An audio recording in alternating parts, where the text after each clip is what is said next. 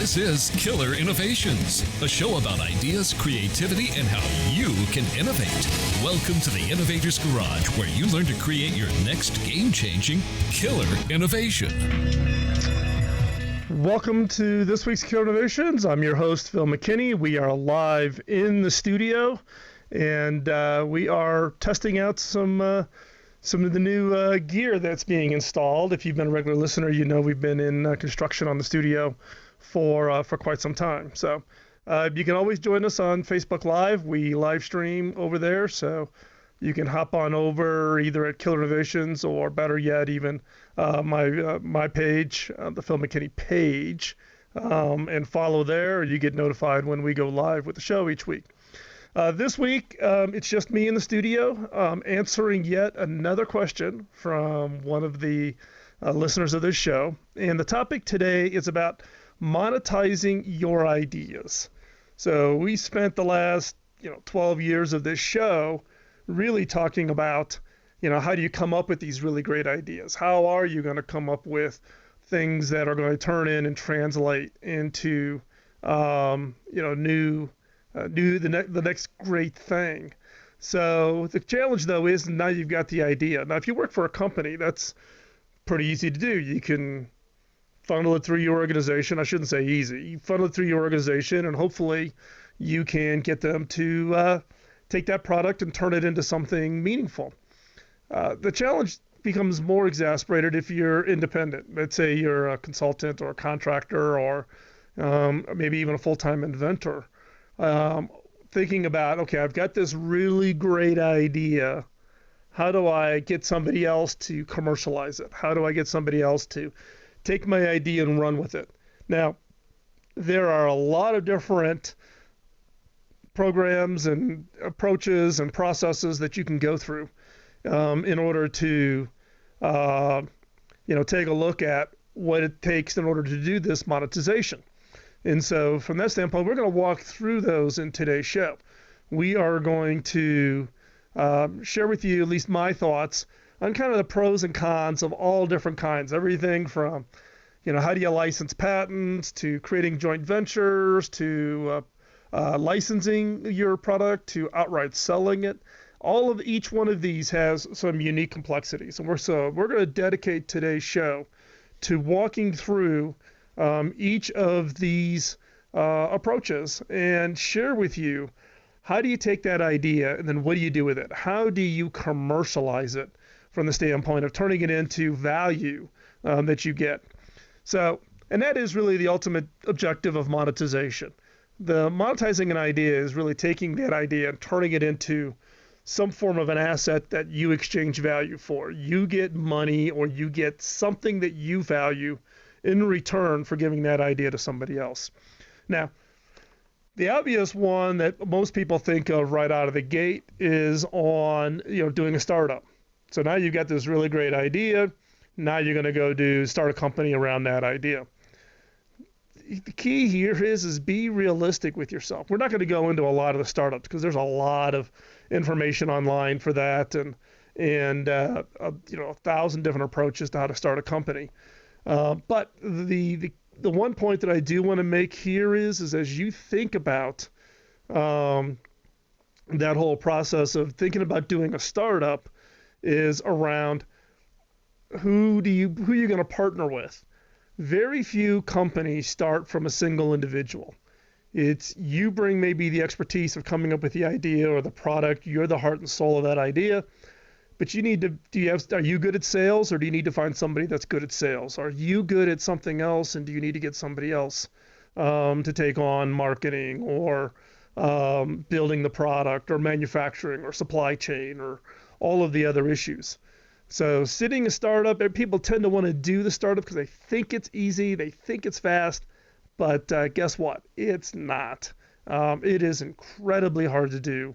And you need to think about how are you going to translate that and what does that really mean from the standpoint of actually getting it translated and actually getting it up and turned into a product and shipping it. So startups, first one out of the gate, we're not going to spend any more time on that. There's a lot of online resources on how to create a startup. There's a lot of consultants out there that are in this space. I want to share with you about other monetization efforts around your ideas. So the first one that I'm going to talk about is licensing your product or idea.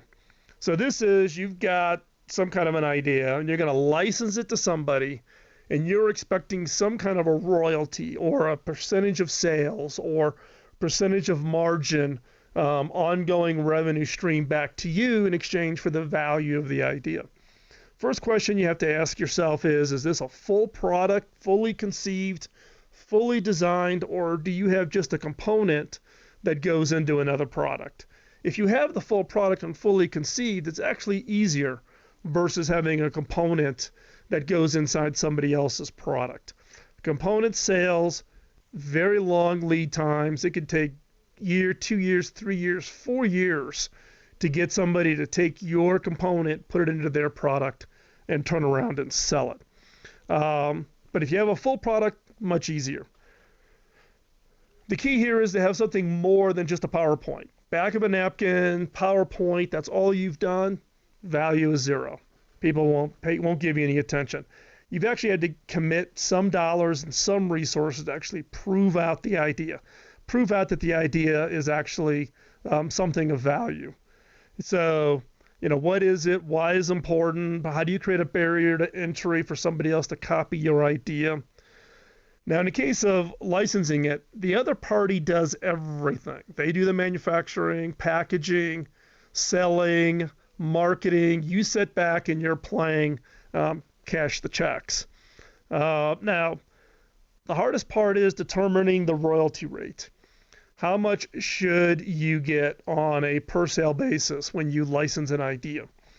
Now, there is no rule of thumb here. It is all over the place, from single digits to 3-4% up to 20-25%. When you're just licensing it and the other party's doing all the work, you're not going to get much beyond 20-25%. That's very hard to do. And if you're a component, you're even going to be less than that. Let's say a product like a laptop sells for $1,000, you may get $1 out of that $1,000. And it's really they're buying the component. Now, the challenge that you have to recognize when you're licensing it is you're out of the decision-making process. You're giving it to them for expertise. They mail you a check. You're out of the decision-making process. You're not involved in the day-to-day activities around whatever the idea is. You're handing that over in exchange for the royalty rate that you're going to get back. Now, keep in mind that in these structures, the royalty rates do not last forever. They don't last forever. As your sale, your sales is directly attributed to by your third party, how much time and energy they've committed to the product or to the offering, and how much selling effort, how much advertising, how much promotion. If they start to see that your sales are trailing off, guess what? They're going to put less resources into your product, and they're going to go off and invest in some other product. So don't think that you're going to create one idea and you're going to get 30 years of royalties. Products change, people's tastes change. I've seen people with really great products that literally overnight somebody came out with something better and their royalty rate went to zero. So you have to recognize that in a licensing model, the revenue does not stay forever. Now, the hardest part in this process is your contract and agreement. How do you going to negotiate the contract and all the terms? In this case, my advice is if you've never done licensing before, do not try this on your own. Find an attorney, one that's highly recommended, that's done licensing, and work with them. They are invaluable at avoiding all the legal pitfalls, because licensing is actually more complex than just simply saying, I'm giving you this, you're going to give me this revenue back. That is not what happens. And so from that standpoint, you want really good advice, both in the form of attorneys and maybe people in your network who've done licensing deals in the past. But the contract is absolutely critical when you're going to do the licensing deal. So from that standpoint, make sure that you get really good advice if you're going to go after a licensing deal structure. Otherwise, trust me, I've lived through it. I've done it. I've done it the wrong way. It doesn't turn out good for you at the other end. Trust me on this one. It's worth the money that you're going to spend up front. So with that, we're going to take a quick commercial break. When we come back, we're going to pick it up. We're going to talk about everything from licensing patents to selling your ideas outright. So stay right there. We're talking about monetizing your ideas here on the Killer Innovations. You're listening to Killer Innovations on the Biz Talk Radio, and we'll be right back after this quick commercial break.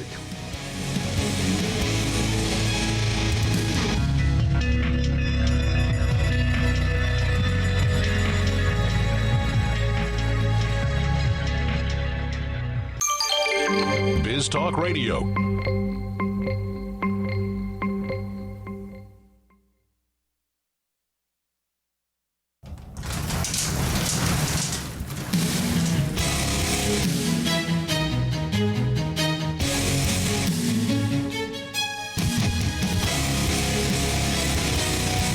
This is Killer Innovations, a show about ideas, creativity, and how you can innovate. Welcome to the Innovator's Garage, where you learn to create your next game-changing killer innovation.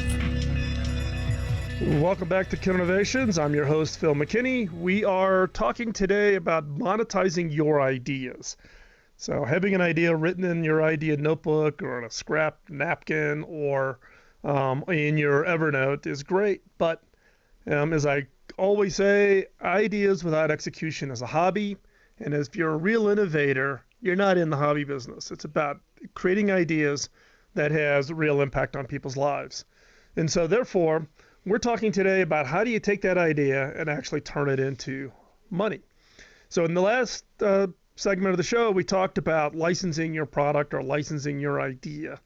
And it needs to be more than just something on a PowerPoint or something more than just on the back of a napkin. You actually have to have built something that people are actually can see and validate, and maybe some early prototypes. It varies, but it needs to be more than just a raw idea. You've actually gone off and invested some time and money to actually prove it out.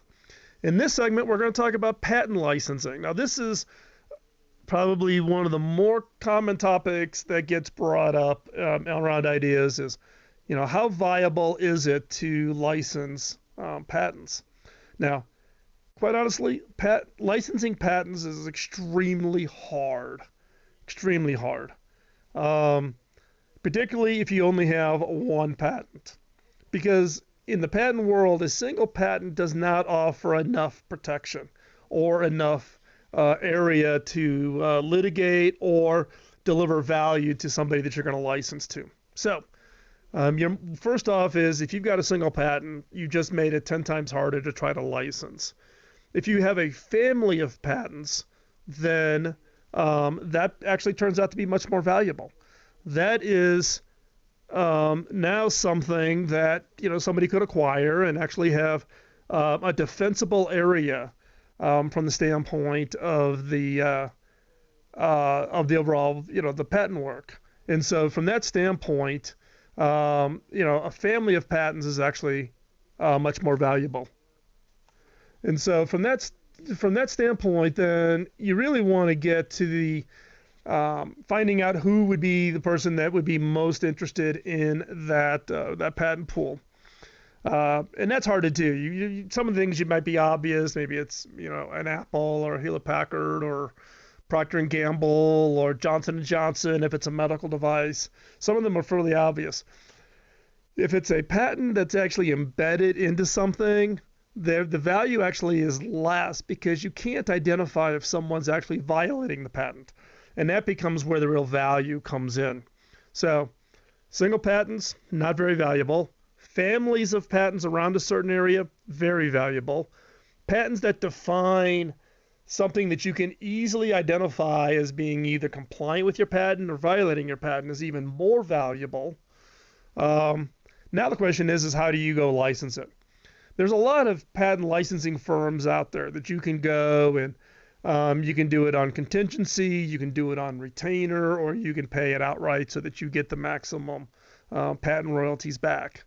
But in this case, you're granting a license to an entity.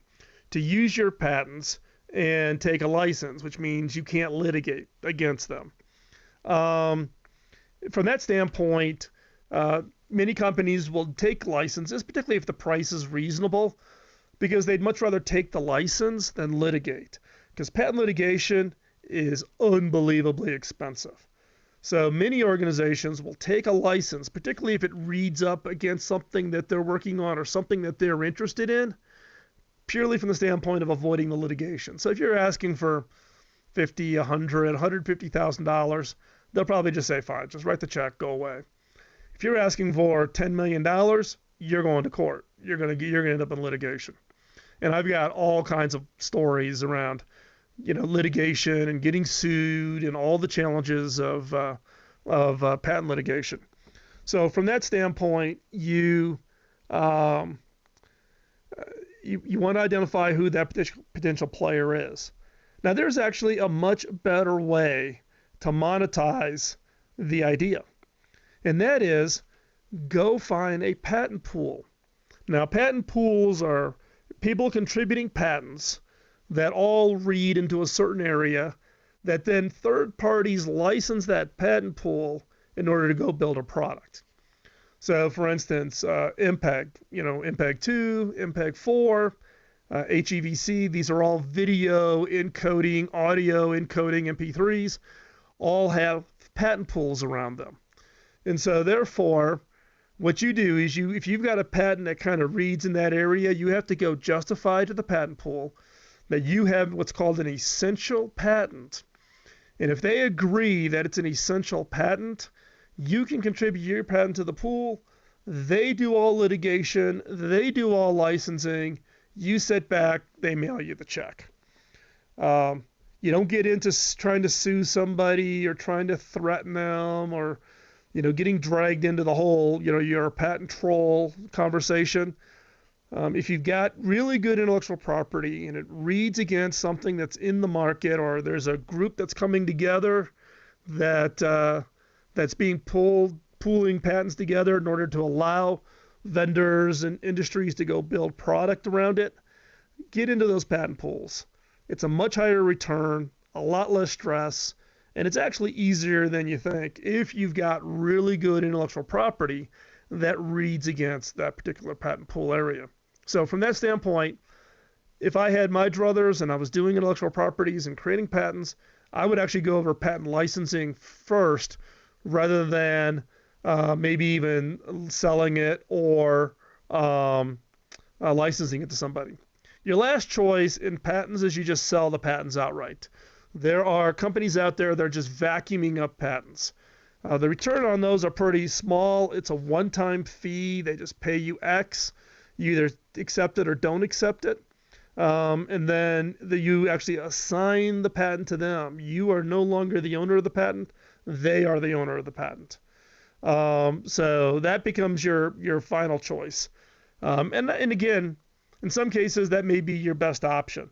If you've got a patent and you're really not sure what to do with it, that may be your best option in order to put that forward and just sell it. Let somebody else deal with it. Get your money back that you've invested and go focus on something new. So that's really the structures for your for the patent options. So you've got, if you got a single patent, not that valuable. Family of patents, more valuable. Patents that can easily be determined if someone violating it is even higher patent. You can license it, you can put it into a patent pool, or you can sell it outright. That's basically your options in the patent licensing piece. And so from that standpoint, if you've got patents, now these are patents, not patent applications. Patent applications value is pretty small. So don't get hung up that you've got applications for patents, because there's no guarantee your patents will get issued. People buy patents, not patent applications. So with that, we're going to take another quick commercial break. And when we come back, we'll continue our discussion on how to monetize your ideas. So don't go anywhere. We'll be right back after this quick break. You're listening to Killer Innovations on the Biz Talk Radio Network.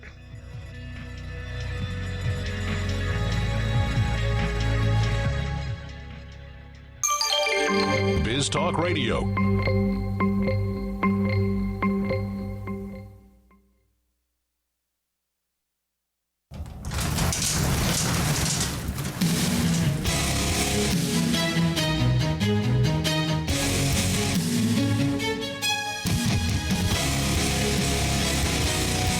This is Killer Innovations, a show about ideas, creativity, and how you can innovate. Welcome to the Innovator's Garage, where you learn to create your next game-changing killer innovation. Welcome back to Killer Innovations. I'm your host, Phil McKinney. We are having a conversation this week around monetizing your ideas. You've got that idea rattling around, but you don't know what to do with it. So we talked earlier on about startups. We didn't spend a lot of time talking about that.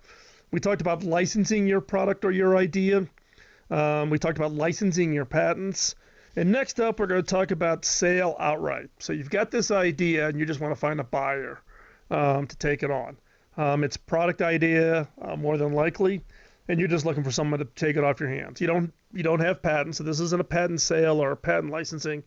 You've got a complete finished product that you think could be a perfect fit for a particular company to take on. Now the benefit is you get the sale, you get the money up front, deal's done.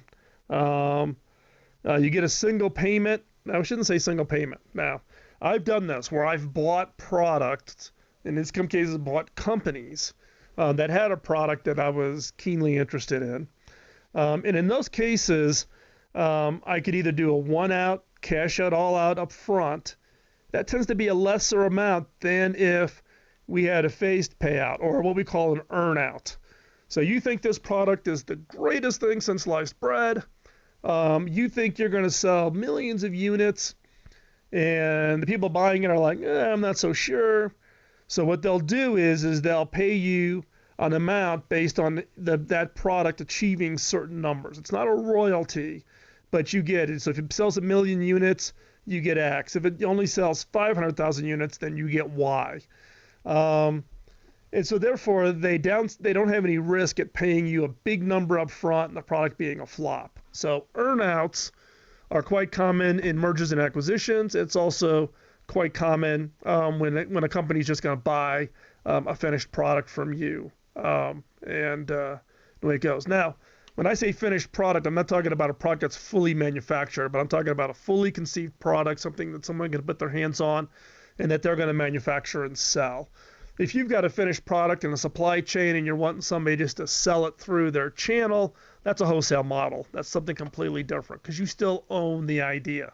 The whole key is how do you monetize your idea. So in this case, you've got a finished product and you just want to sell it. You just want somebody else to take it on, they take support, and it's a one-time fee back to you. You don't get ongoing royalties. You hand it over, they own it, you're out, you got your money, you're off to Tahiti for a long weekend. The hardest part in selling a product outright, and to be quite honest, it's the same challenge when licensing or trying to sell patents, is how do you determine value? What's the value around this particular idea? What is it that allows you to quantify? Now, if you're going to sell the product, this is where you should be going out and validating the market. So when you're going in and you're going to pitch somebody and say, hey, I got this really great product, I think it's a perfect fit for your company, then the question comes down to is, okay, well, how big is the market? You should be able to answer that. What is a customer willing to pay for that? You should be able to answer that. Who are the competitors in this market? You should be able to answer that. What's the differentiator? Why is your product better than everything else in the market? You should be able to answer that. You need to be able to go through and answer the questions to a company that's going to buy that product. Now, here's a little insight on this. These products that you're trying to sell, trying to create, the best approach to take is don't go to the company when you've got the product all done. Go to the company early in the process and convince them to work with you on the product. So you kind of bring them along. Maybe not very early in the product idea, but at some point when you've got the product idea well worked out, then what you want to do is bring them along. You want to bring them along such that they can kind of see it going through the process. They can get their heads wrapped around it. They can do their own market analysis to make sure it's ready. You get a commitment that if it meets certain criteria that they'll buy it from you. Because if you wait until the product's all done, they may say, hey, I like it, but it needs this little feature, or I don't like it being in blue, I want it in red, whatever it might be. So if you're going to think about creating a product, you've got this idea for this finished product, and you're looking to take it to a company where they would just buy it from you and take it out and put it into the marketplace, then what I would suggest you do is bring them in earlier in the process. Let them go through that whole process with you. So that actually softens the surprise effect. Like, hey, I got this finished product, just take it as is. And then they're like, no, but you need to go tweak this, tweak that, do this, change that, when you've already worked through all those issues. So that's just my recommendation. It's worked very well for me on both the side where I was creating a product and getting somebody else to buy it from me, and on the flip side, being on the buying side where somebody came in with a really great, quote, finished product and wanting to bring it in. I've also bought products that have been finished and then spent another 18 months changing the product so it better fit.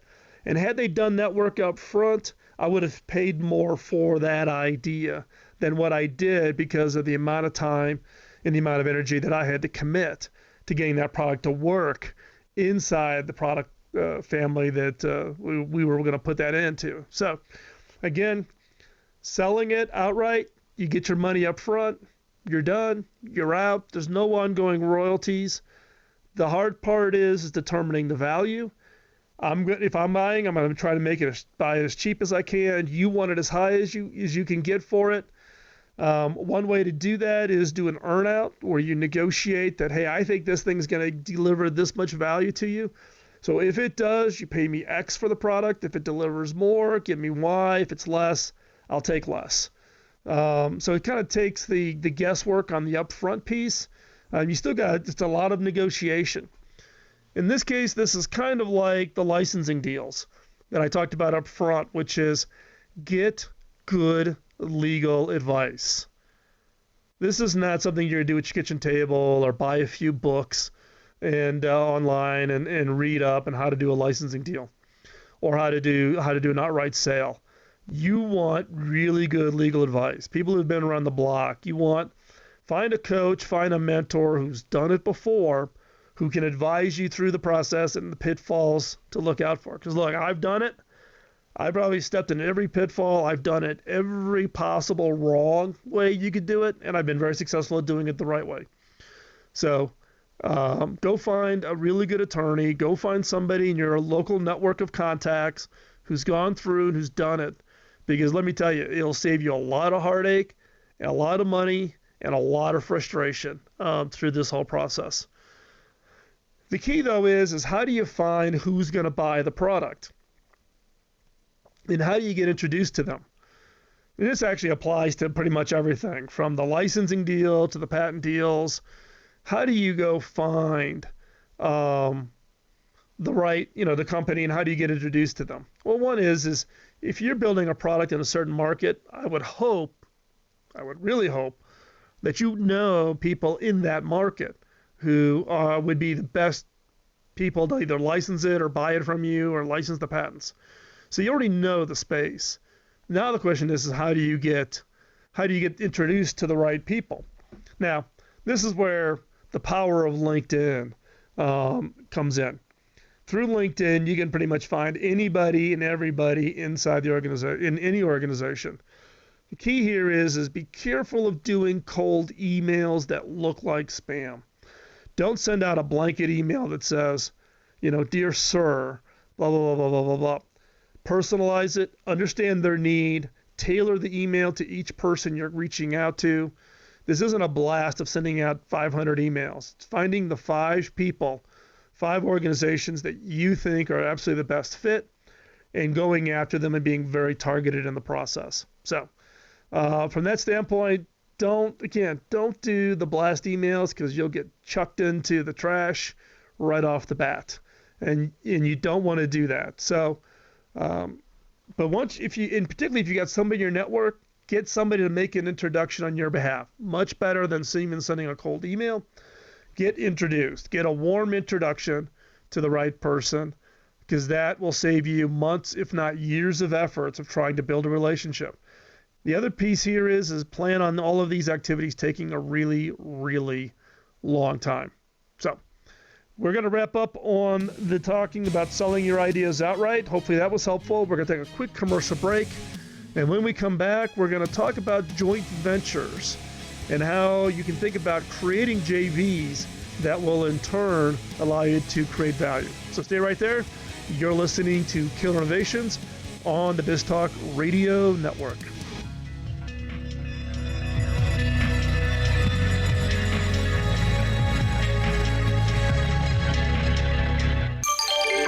BizTalk Radio.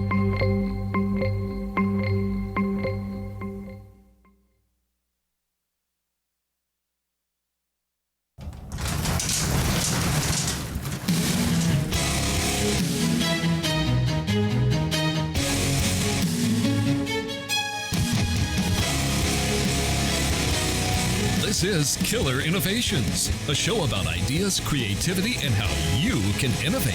Welcome to the Innovator's Garage, where you learn to create your next game-changing killer innovation. Welcome back to Killer Innovations. I'm your host, Phil McKinney. We're talking today about monetizing your idea. You've got great ideas. You've been working on that, particularly if you're listening to this show. So you probably have an idea notebook. If you're like me, I've got my Moleskine. I tend to want to write on paper for some reason. Or you've got it in Evernote, or somehow you're tracking all your ideas, and now you're sitting back going, great, what do I do with this? How do I translate it in? So the topic we've been talking through this entire show, and we're up to the point now talking about joint ventures. And what do I mean by a joint venture? A JV is where two companies, two entities come together, and they actually create a third company that each of the two own. It could be two companies. It could be an inventor and another company. They go create a JV. So the JV is you create literally a third entity. The ideas and all of its assets are contributed to that third company, and that third company is then tasked with commercializing it, selling it, supporting it, maintaining it, and driving maximum revenue off of that product or off of that idea. Now, the key with JVs, and I've actually set up a few JVs and I've worked in JVs, is making sure that you have a clear, very clear understanding right up front as to who does what, who owns, the future products, who owns manufacturing. Now, if you truly are setting up a third company and that third company is going to have staff and all those kinds of things, that's pretty easy. Sometimes you create a JV, which is just simply the legal entity that owns the product or owns the idea. The two parties that created the JV, or 3, 4, 5 parties that created the JV, are each going to do a certain amount of work on behalf of the JV, like selling, supply chain, manufacturing, support operations, IT, finance, all of the things you need in order to set up a third entity.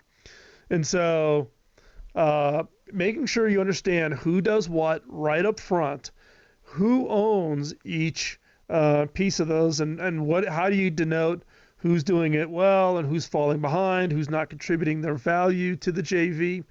And you want to make sure you have that up front.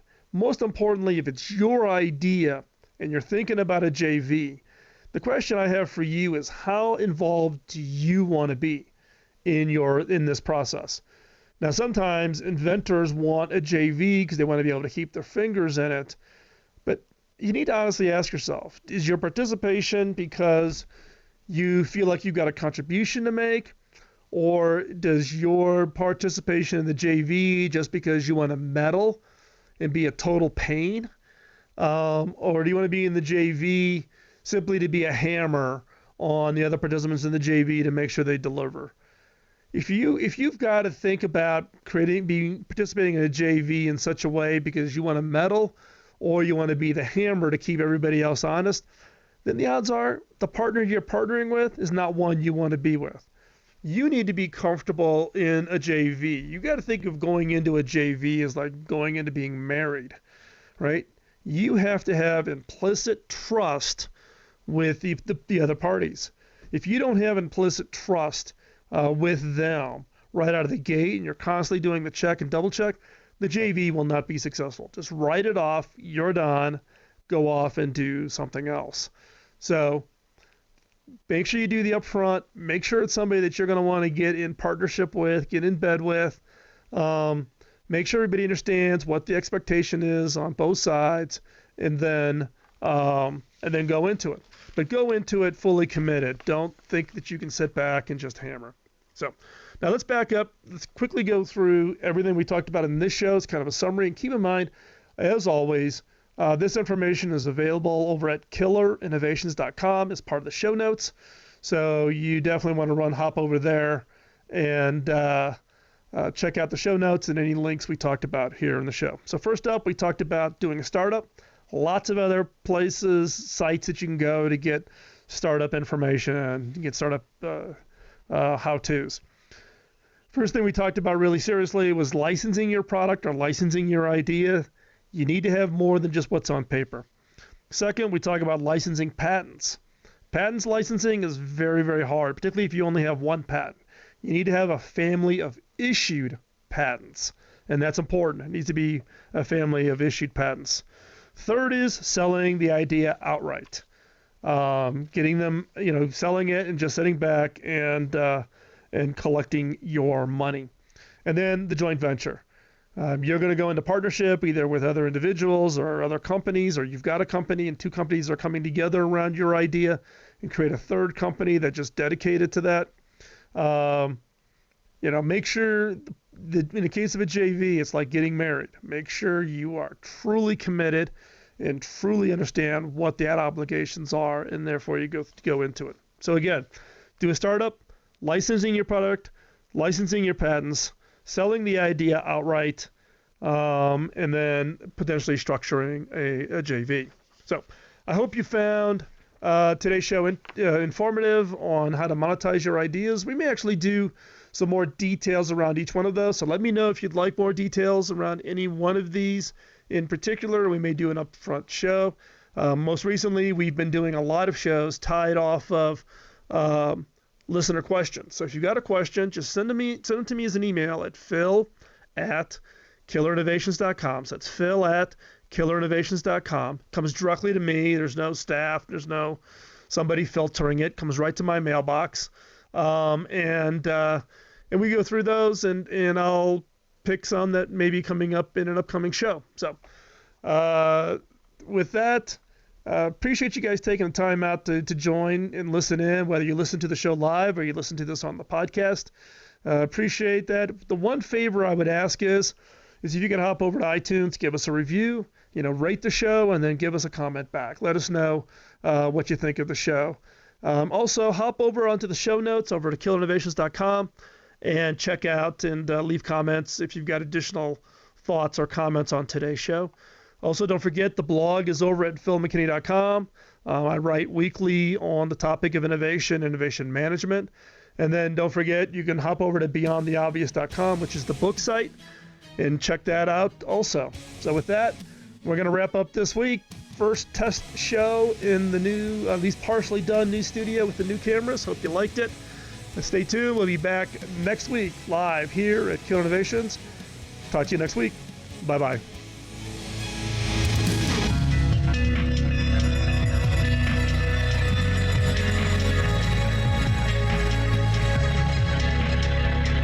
The opinions you hear on Biz Talk Radio are those of the hosts, callers, and guests, and do not necessarily reflect those of this station, Biz Talk Radio, its management, or advertisers. The information on Biz Talk Radio does not constitute a recommendation, offer, or solicitation to buy or sell any product or service. If you have any questions about Biz Talk Radio, contact us at 817-274-1609 or at biztalkradio.com. Biz Talk Radio.